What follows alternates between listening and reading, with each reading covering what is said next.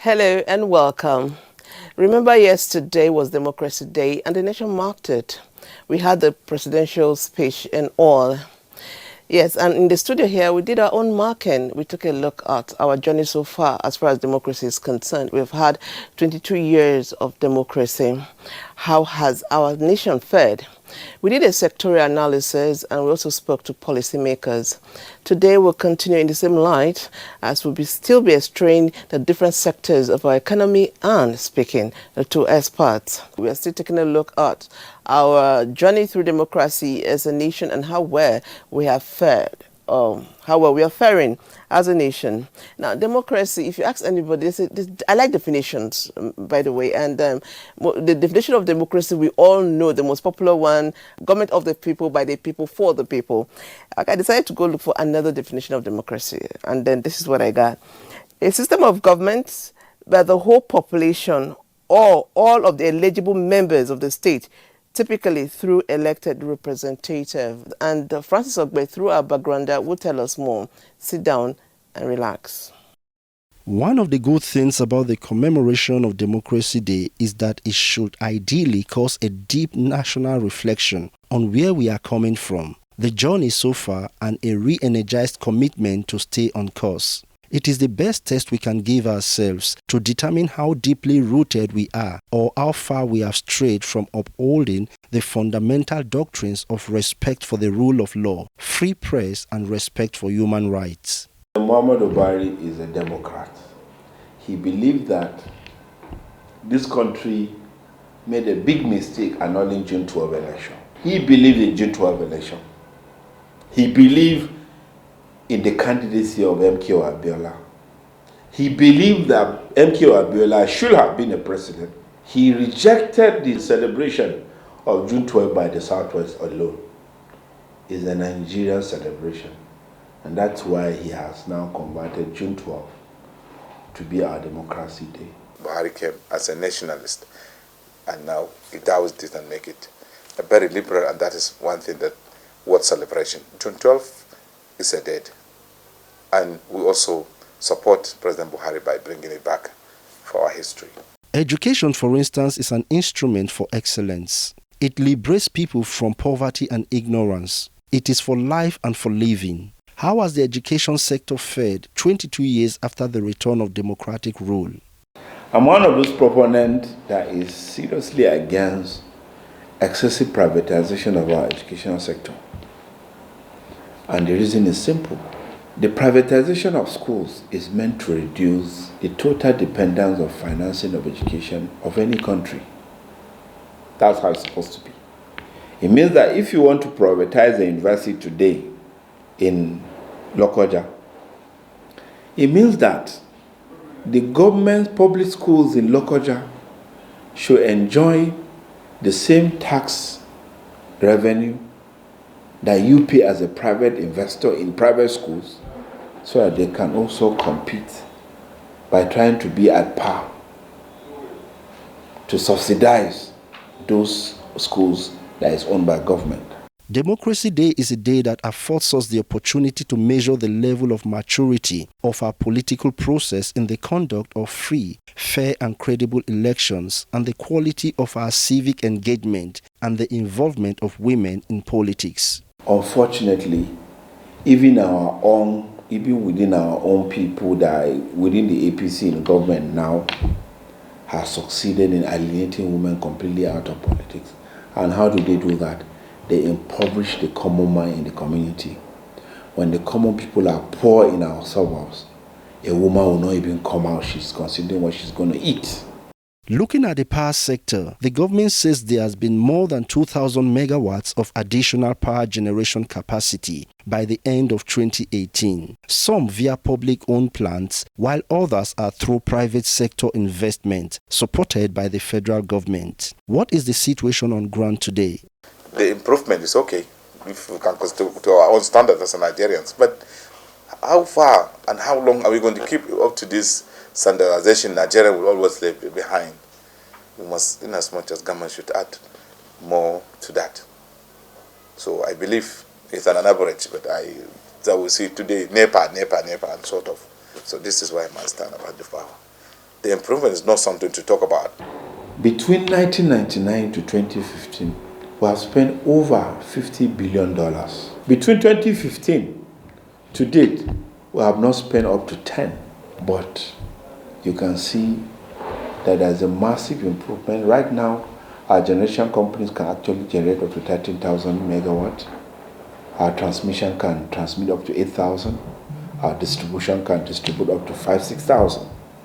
So you can see that if there was a consistency in policy, financing, and transparency from 1999 to the time this government came to power, you can imagine the changes we will have had. The place of sports in the development of a nation cannot be overemphasized, and Nigeria, being a country that is faced with worrisome youth unemployment, can use the sports sector to effectively engage most of the young ones. I'm glad to see some of our retired Super Eagles players engaging in our local clubs.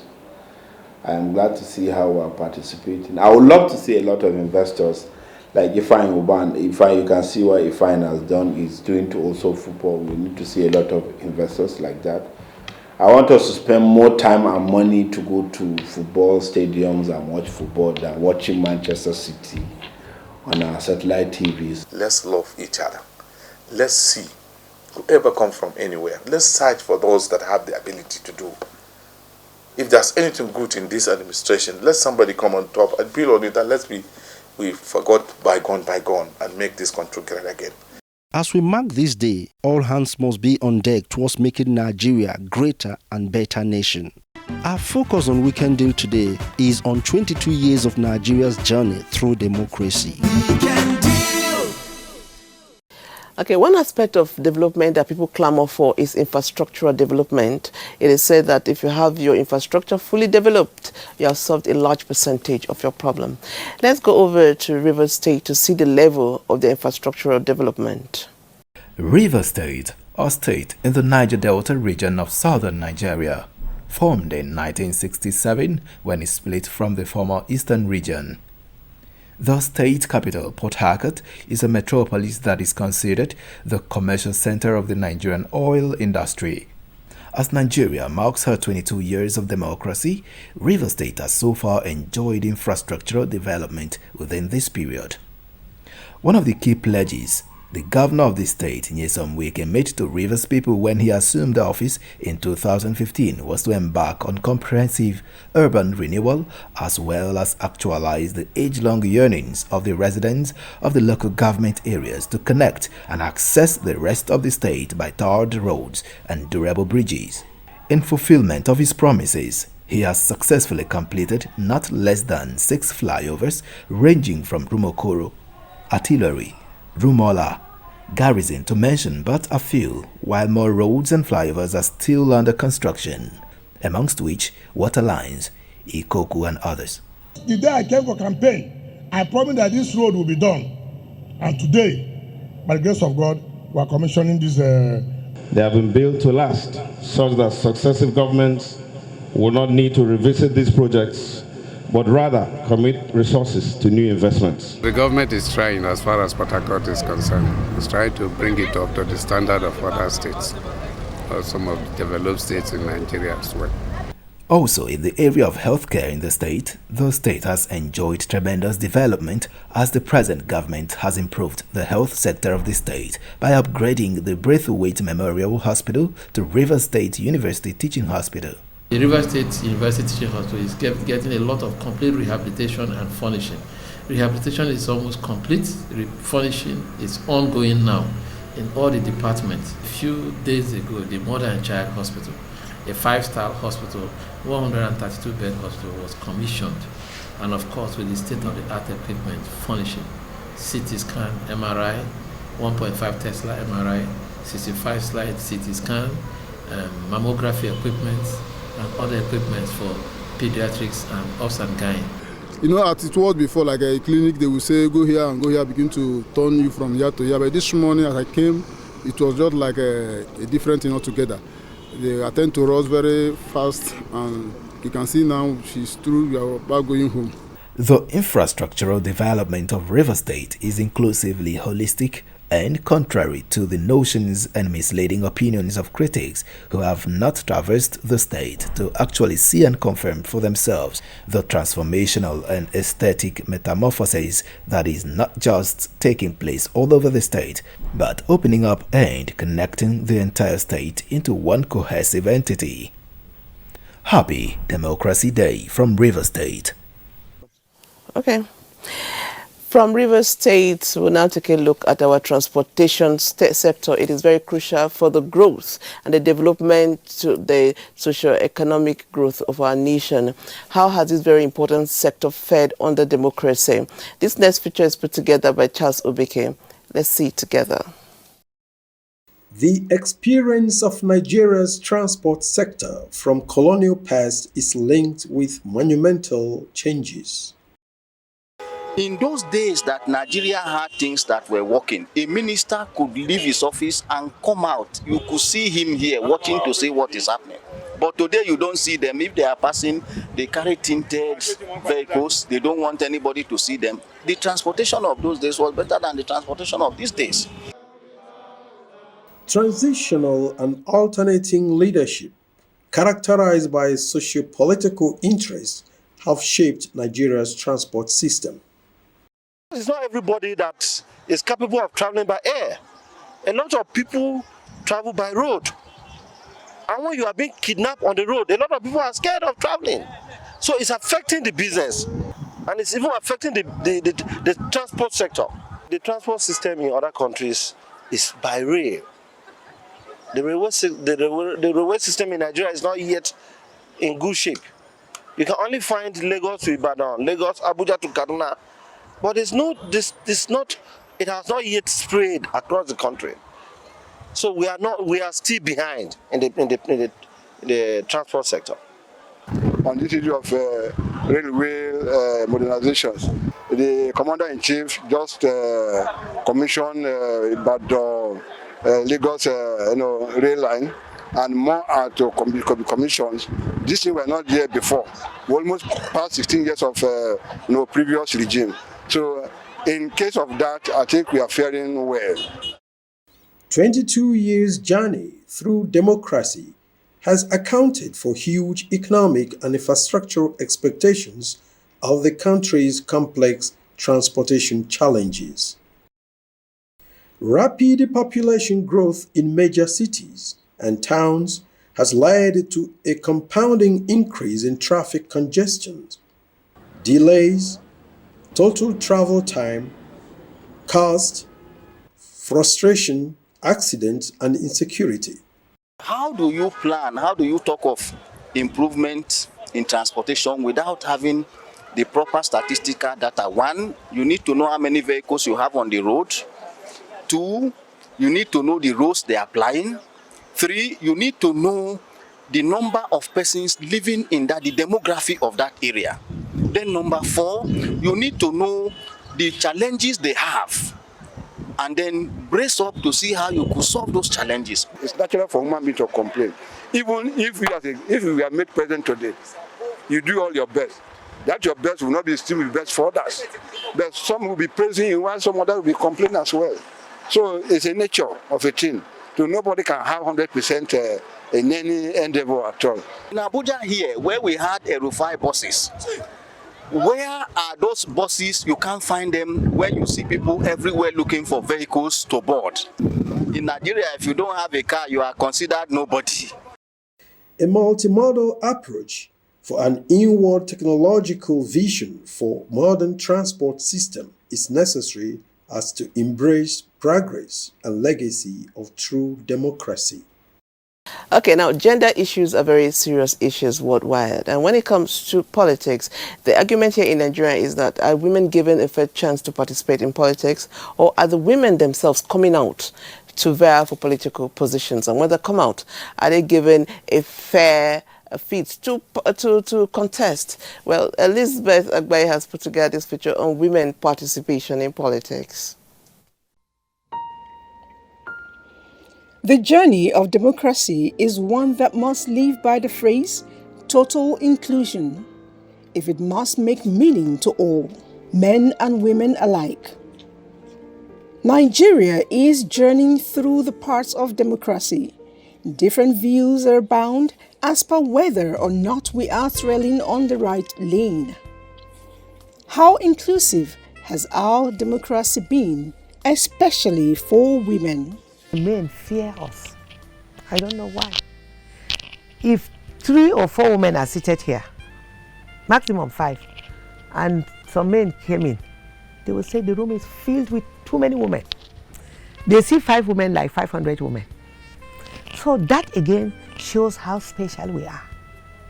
There's something unique about the woman, but we are only begging the men to understand that we are not fighting a war with them, that we are not saying they are not good enough. But let us follow the will of God, because God would have allowed the man without the woman if he felt that the man was good enough to function. He would have, but he saw that the man could not function. That's why he created the woman. A woman was not just created for procreation. God said in the 2 holy books that he created the woman as a helper. A helpmate. A helpmate should be there at every point. The parties that is presenting the woman is very important, because if your political party doesn't even encourage you, you will not even get there. So the parties themselves have to be gender friendly, and so encourage the women in their party to be party executive members and to go for elective positions. 36 states from 1960, you need a woman. 2, 3 women, take a sample. Don't be afraid of taking a sample. When they don't do it well, you said that 2023 women, you were so poor, we're not giving you again. Take back your thing. 35% affirmative action for women was designed to create maximum representation. After 22 years, has Nigeria truly reflected that? In the past, I don't want to mention parties, but in the past, there were deliberate attempts by various political parties to open the space for women. And that was why some political parties then made it mandatory for, if you have 3 delegates, 1 must be a woman. So at that time, that is when you saw that the profile, the number of women in the Senate, in the House of Representatives, and the House of Assemblies rose. Well, you say, you ask the women, go and compete. We are ready to compete. Open the space. As we celebrate 22 years of democracy, women must know and understand that a lot is on their shoulder. We must all rise, contribute our very best to continually make Nigeria great. Bravo to the great women of Nigeria. Indeed, bravo to all of us women of Nigeria. And I particularly like what Honorable Adashenge said. You said you need a woman. Give a woman a chance, and it will surprise you how positively things will turn around. Okay, in the course of the week, we had the opportunity of having a chat with a legal luminary, a senior advocate of Nigeria. I'm talking about Mr. Joseph Daudu. He spoke about democracy and so many other interesting topics. Let's see this.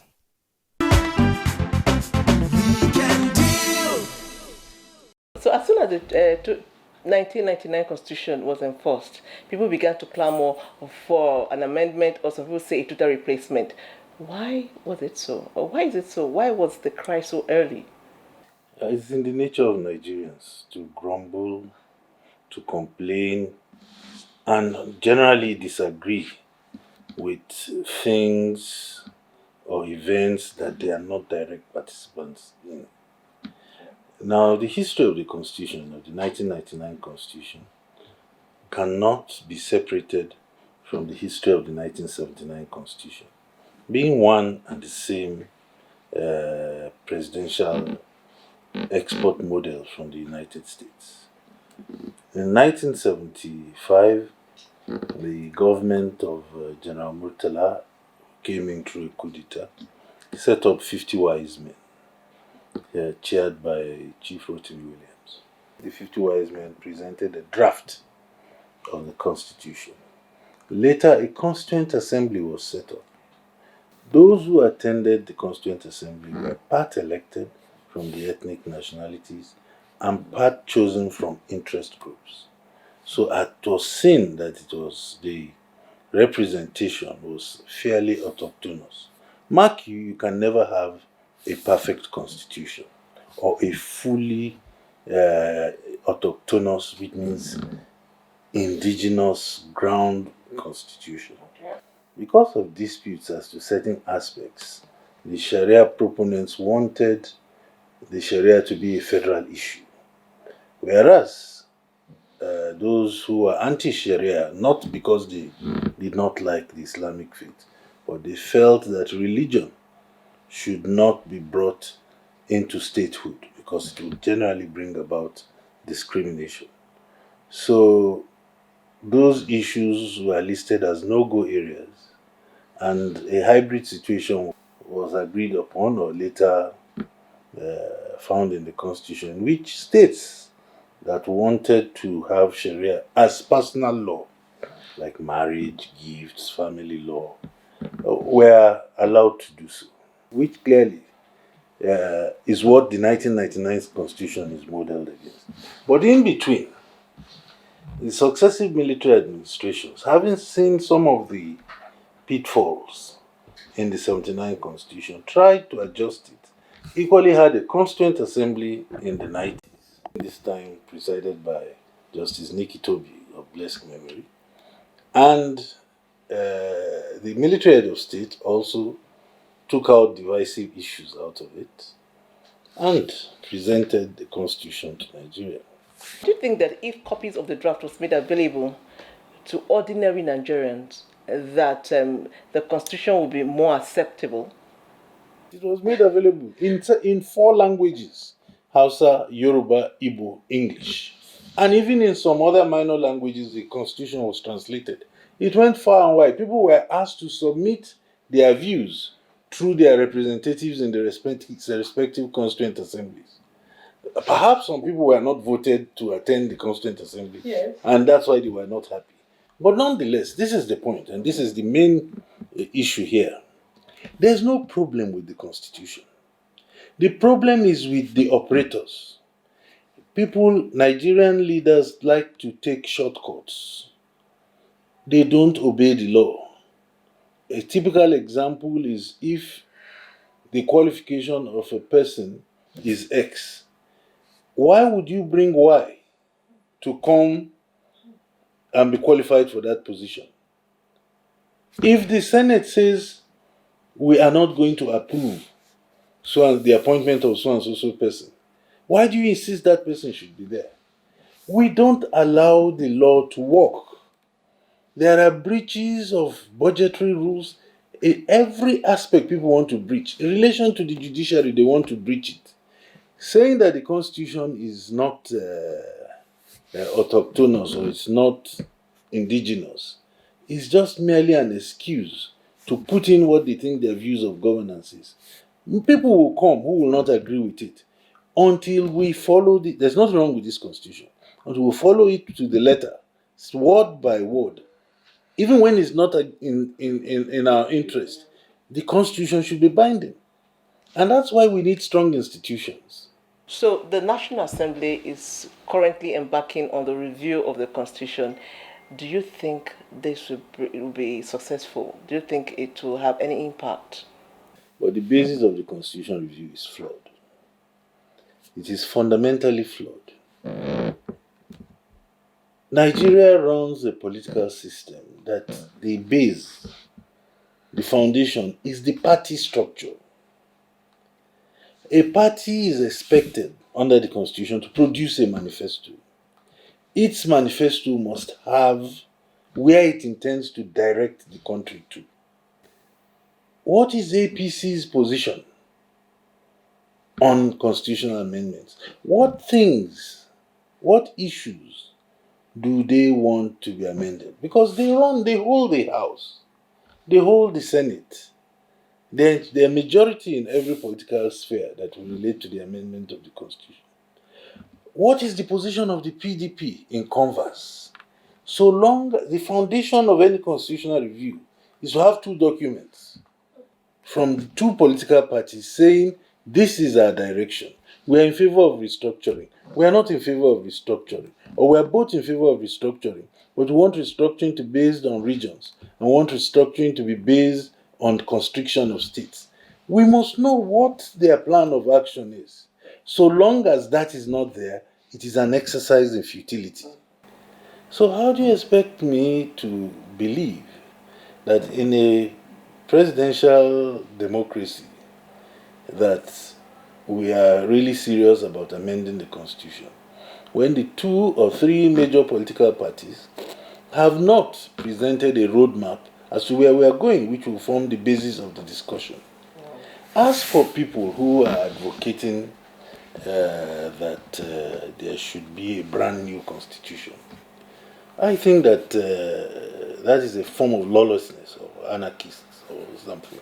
You cannot, when you have been unable to, in good conscience, say you have followed or dutifully applied the existing constitution, ask for a new constitution. We are not fools.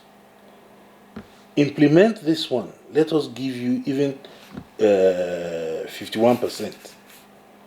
But as far as I'm concerned, the implementation of this constitution is more in the breach than in its observance. And it is not because the constitution is faulty that it is being breached. It has been the attitude of Nigerians to breach constitutions, including the 1960 constitution, being a student of constitutional history. In fact, the coup d'etat in 1966 was a breach of the 1963 constitution. And so it's not today that we have been torpedoing constitution. So any attempt to ask for a new constitution is a coup d'etat against the 1999 constitution. And the 1999 constitution does not recognize a change of it's the form of government other than what we are doing, except by way of amendment. It is 22 years of democracy. How have we fared as a nation? I'll give us an average score. And that is just maybe for that we are still together. It gives us average. But a lot of damage has been done to our unity in the past 22 years when you compare it to the military era. I'm not saying I prefer military rule, but certainly the divisive nature of party politics and the latitude given to politicians to be very lax with our funds has bred disunity, has bred confusion, and has laid the foundation for, if we are not careful, some disintegration of Nigeria. It may sound harsh or serious, but that is the truth. Politicians must really go and rethink what their objective is. What has led us to this point is people projecting their personal ambition, their personal desires. I want to be a billionaire. I want to own a private jet. I want to have 23 cars in my compound. I want to send my children to the best schools. When, of course, your salary, your allowances, and emolument put together is enough to give you a good life. But you want to take other people's shares. And when you do that, a vacuum is created. So what's your assessment of the judiciary as far as the democratic process is concerned, looking at it from the 22 years of democracy? The judiciary is part of Nigeria, and you can't have in hell saints and other godly people there. So when you have a hellish situation, you must have a high percentage. Of course, I recognize that there are fine gentlemen who are doing their work, who abide by their oaths of office. But there are also other people who have joined the rat race, who want to be as rich as the politician, the senator, the governor. And perhaps that's what's even driving this issue of judicial autonomy, that money should be channeled direct to the head of court. My fear is, when you do that, you open them to the kind of scrutiny that those who handle money are open to. EFCC will step in. Before you know anything, judges will be made to hold placard. So it's going to happen. And I don't see any law which says that judicial independence is the same as financial autonomy. In England, by their recent constitutional amendments, the Lord Chancellor is a member of the executive. He funds and finances the judiciary. There is no question of their money being taken away. Because even though they run an unwritten constitution, there are conventions which they will rather die than breach. But I'm only saying that if you just juxtapose it to the Nigerian attitude, of which judiciary is part of, I am not to encourage. It will not solve what we seek. What will solve it is courage, fearlessness, integrity, and of each judge. And that can only be brought about by making the appointment procedure very strict, so that the best materials are taken to the bench. Do you think state policing would be the solution to insecurity in this country? If you have the same political class setting up the state police, then you will not get anything out of it. At times, the federal government is being accused of using the police. If you don't like a governor, you take away all his security details. You don't like a judge, he comes in the morning, wants to come out of his house, his orderly has been withdrawn. They want to roughen some people up, they send the police to things happen, and therefore, if you ask the governor to do the same, he will be a bigger tyrant than the president, who is apparently a bit mature in the way he handles his own. At least there is an order. You can now see how the state governors control the local governments. And so what do you think will happen to state police? That is not to say I don't support state police. State police is indeed what can bring about security to the grassroots. However, you cannot have 36 state polices. You already have a situation whereby the level of overhead expenditure is too much for this country to bear. You have 36 governors, 36 sets of commissioners, in fact with Abuja 37. The sooner you adopt the 6th zone bequeathed to us by General Abacha, the better. Because you can then, instead of 36, have 6. Okay, thank you so much for your time. We've been speaking with Mr. Joseph Daudu. He is a senior advocate of Nigeria. We've been talking about the Nigerian Constitution and looking at Nigeria as far as our process through the democratic journey is concerned. And we've learned so much from his experience and his wealth of knowledge. So thank you so much for sharing your knowledge with us. Okay, we'll go on a break. When we come back, we can deal. We'll continue.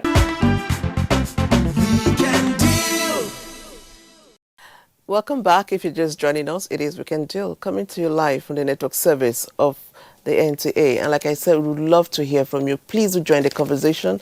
Our feedback lines are on air.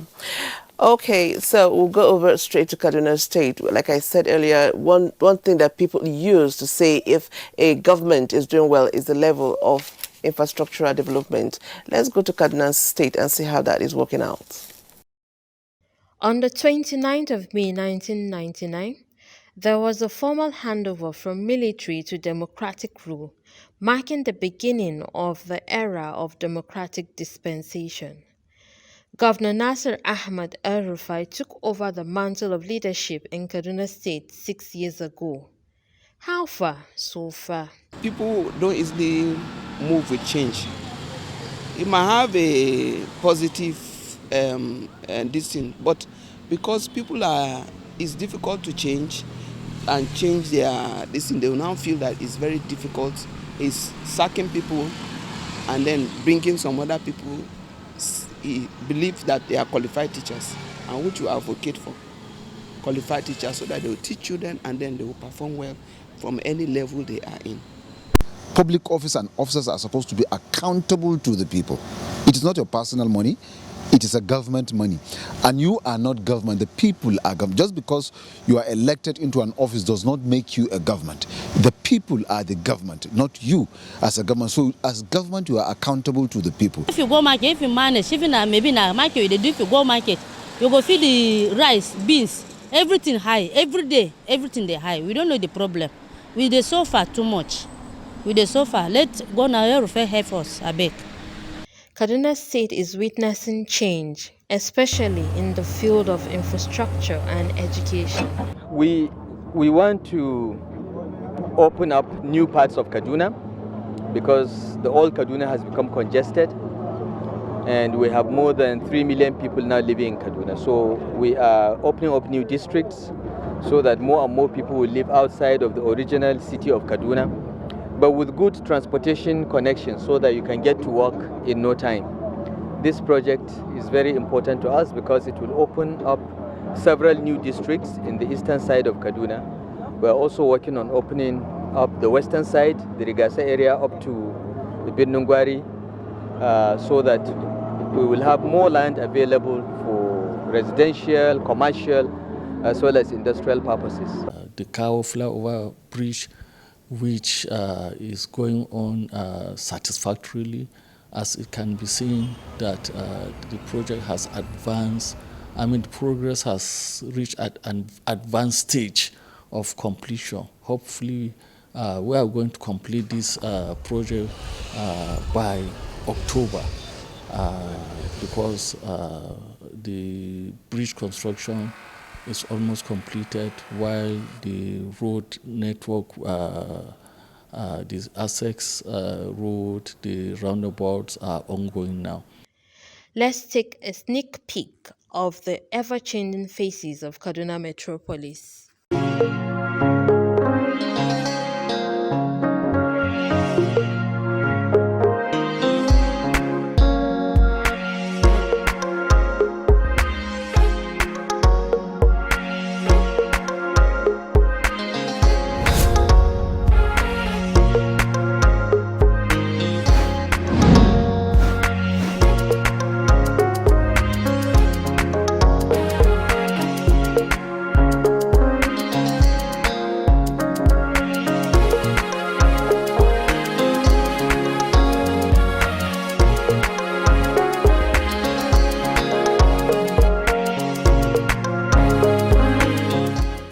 We thought they would be doing a sectoral analysis, and now it is time for education. How have the educational sector fared under the 6 years of this administration? This next picture is put together by Ijoma. The top right hand side of your paper, is that clear? As it has been, Nigeria's democratic journey through the corridors of educational sector has come under review as a result of prevailing factors, some of which are impending. On this Democracy Day in our country, on behalf of the Honorable Minister for Education, present our compliments and warm felicitations to all students across the country. You are our primary customers. You are those for whom we are responsible. We also want to thank our teachers for the yeoman's job they are doing under very difficult conditions. In the recent past, educational sector has come under attacks by insurgents, kidnapping of school pupils and students, and the prevailing factors of COVID-19 pandemic. This has resulted to prolonged closure of schools and introduction of new methods of learning. We apologize for the challenges we have faced, especially for the parents whose kids have suffered huge deprivation, gone through very difficult experiences in terms of kidnap and the activities of bandits. We want to commit that we will continue to do all in our power to ensure that our children are safe, that they will get access to education, and that they will be globally competitive, that we will produce an inclusive and fair education such that the children of the poor and even those who have one form of disability or the other are not denied the opportunity for education. It is a fact that education has been a tool for fostering development for all and a means of helping people to attain full potentials in life. But as the country journeys through difficult times, it is important to recount some recorded achievements in the sector. Our entire education system is changing in response to the developments in technology, which was exacerbated by COVID. We've adopted a hybrid mode that part of education will be done on a face-to-face basis, while a significant proportion will be online. The impact of democracy on educational sector has given a platform for its leadership since 1999 to develop and review national policy documents on education, thereby adopting a more functional and multiple approach to learning, creating access and quality through standardization of tertiary education in Nigeria.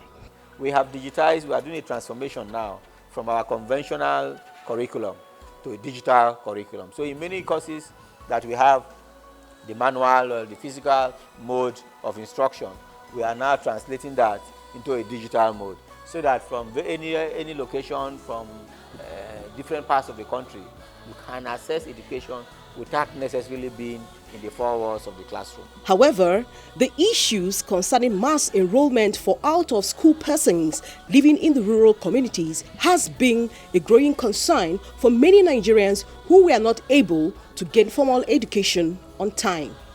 We are encouraging teachers posted in rural areas not only to stay there based on the incentives we are now giving for rural posting, which will come to force early next year, but also designing programs that these are the people who are going to lead our efforts in adult and mass literacy, because majority of these people who do not have education are located in either urban sub areas or in our villages and suburban centers. Following the current changes on the conventional teaching approach, there is also the need to stir the wheels to a skills-driven educational system using the tertiary educational structures. So we have done what we call a national skills gap analysis, and we have developed a program anchored by the National Skills Council. And this committee, with the secretariat located in this ministry, is working assiduously to implement the National Skills Qualifications Framework, which have also been developed. That framework caters for all 118 of them so far, different skill sets in various sectors of the Nigerian economy. Many policies are on stream in education sector, but it takes a committed leadership to effectively implement and sustain the strides for a more enlightened Nigeria. Education, indeed, is said to be the bedrock of any nation. And still on education, earlier in the week, the Weekend Deal crew had a chat with the Executive Secretary of TED Fund, Professor Suleiman Bogoro. Take a look.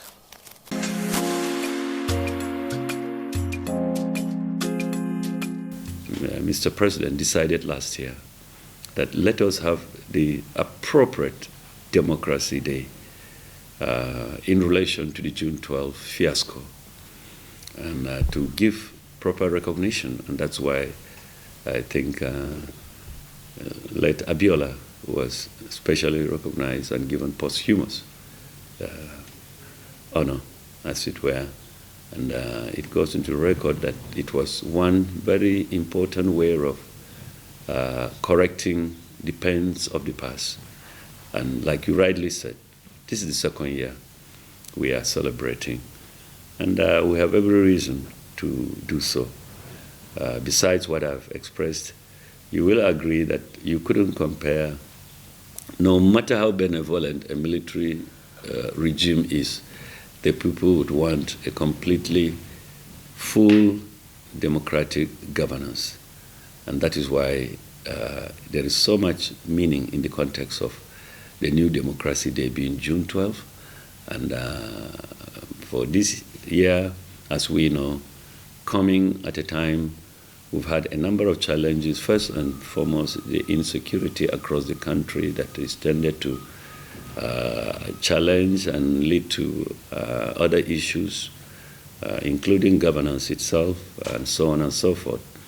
But having said that, let me say this, that I'll quickly add that I listened to Mr. President's address earlier today. And I will tell you a number of things to take from it. But to me, easily the most important thing, besides a number of others, is his commitment to the role of the National Assembly in addressing some of the issues.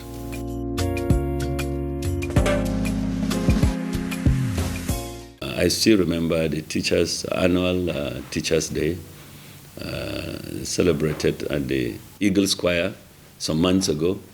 President Muhammadu Buhari, represented by the Honorable Minister of Education, Malam Adamu, announced the unprecedented review of conditions of service to enhance the working environment for teachers.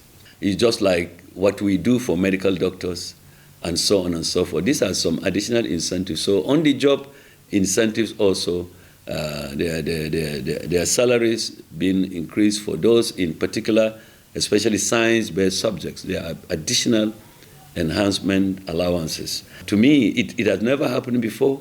This is a very big plus. For me at TED Fund, that we are applying the funds by our mandate to ensure that the regulation priorities are upheld and honored, as it were, informed the presence of NUC, NBT, and NCC in the Board of Trustees of TED Fund, so that they are guiding us. But then when I returned 2 years ago, I said, fine enough. Nigerians have appreciated us. Nigerians are clapping for us. But hold on. We need to look at the content. If the equipment in the laboratory infrastructure are not up to date, if they are not meeting current demands, then we are not doing enough. And then look at the other key intervention in TED Fund also, academic staff training and development, capacity building of the faculty, in other words, the lecturers. If this is not, if it's not adequate, you don't have quality, it's just the same thing with the teachers at the lower level. If you don't have good professors, PhD holders, etc., and you cannot expect to have people that will even operate the facilities.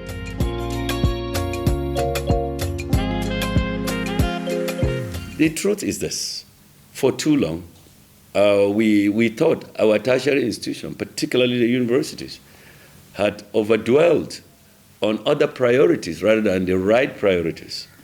And that, yes, we're talking about pedagogy, whether the skills or the technology of pedagogy.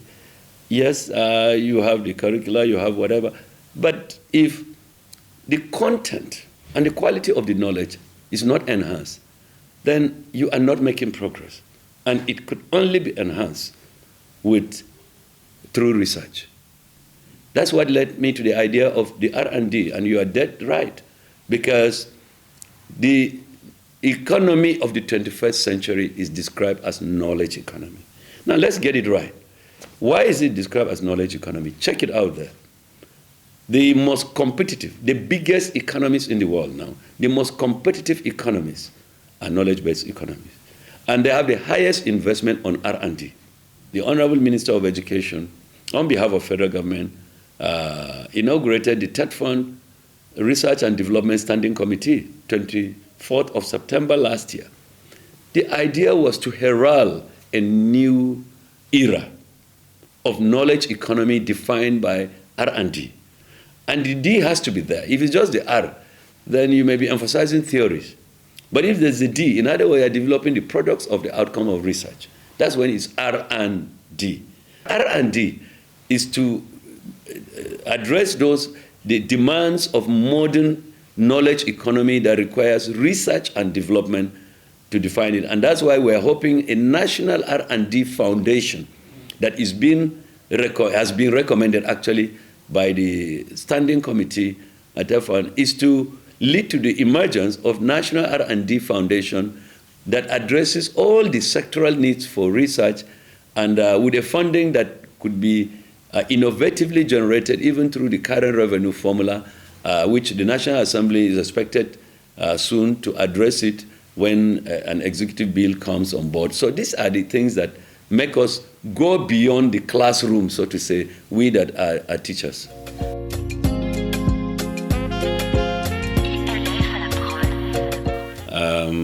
I tell you one thing that I recall. Many people have said the Nigerian nation is like a Catholic marriage. God willing, there will be no divorce. I am very positive.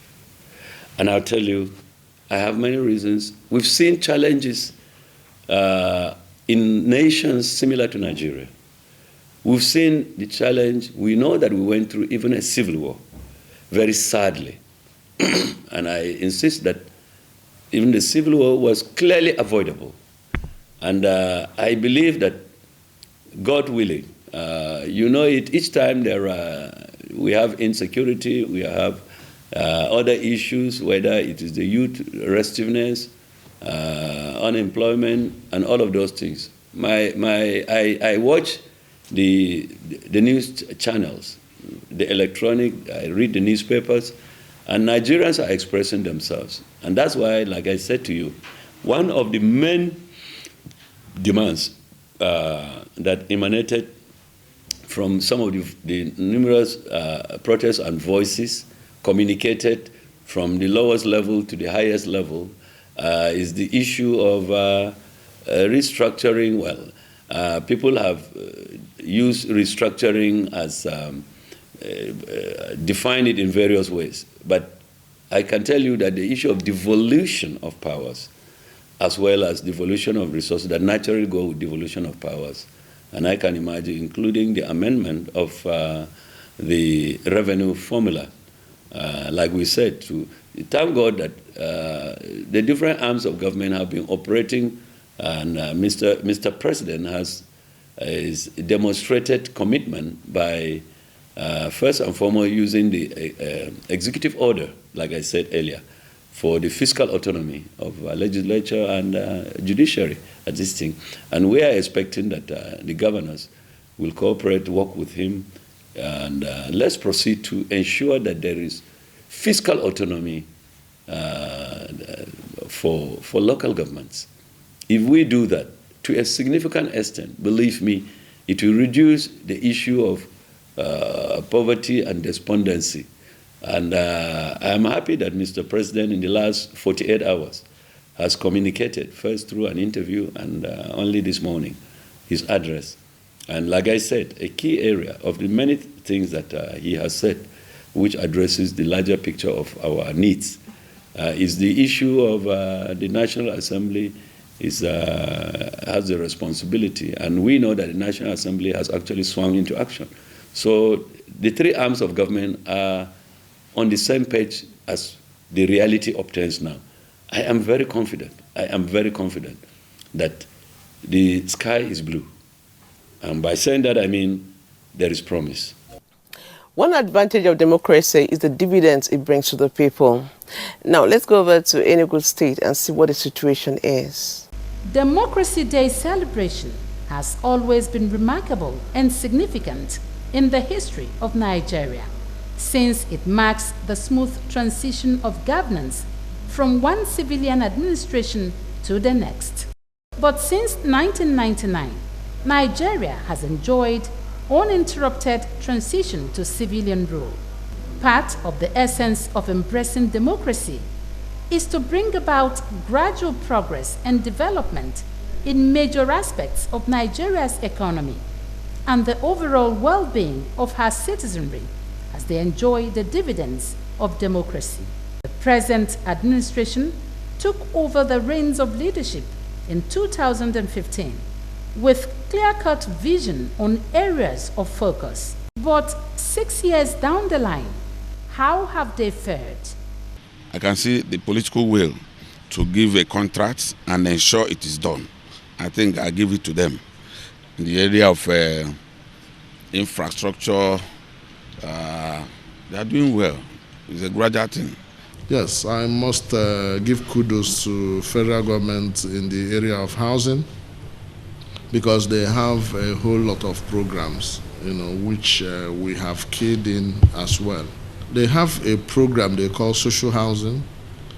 Social housing is building 500,000 units of houses before 2023 is for the low income earners. They also have a scheme they call affordable housing. This one is the next level, after social housing. As Nigeria celebrates another Democracy Day, the road to progress seems to be challenged in several ways. We are dwelling so much on what individuals or tribes or groups will benefit. We are not talking about the Nigerian nation as one entity that should progress like any other part of the world. There is so much insecurity, there is poverty in the land, there is so much starvation, hunger, on the citizens. It's not a good experience at all. How then do we begin to attempt to solve the various issues on ground that are begging for urgent attention? I think it's just the political will, the willingness. We have done all the prayers. We have, those who are willing have put in their own effort. Definitely, this is a great nation in the making. And we expect something better than any other good country that we have in any part of the world. If we give autonomy to the legislative arm, to the judicial arm, and even to local governments, give them autonomy, let them function effectively. The youths of any nation are regarded as the strength and economic springboard required to propel them to the next level. What are their thoughts as we celebrate another Democracy Day? The only right thing I will give to this current government is the accession to the not too young to run bill that was passed. But much needs to be done to ensure that the bill is not only passed, but the aspect of implementation to ensure that the youth are integral part of the process in the administration of the affairs of this country. Despite the challenges facing us as a nation, there must be lessons learned and a way forward. To maintain peace and decorum is everybody's business. My advice is that everybody should shoot his sword and embrace peace and development. We know about equity. We should know about fairness. We should come together and put all this in a table, reconcile, and be truthful to ourselves. Nigeria belongs to all of us. Therefore, we must put hands together to ensure that we are united. And we have come to the end of our show. I will end it by saying, God continue to keep us. Let's continue to be patriotic, and God bless Nigeria and bless us all. Goodbye.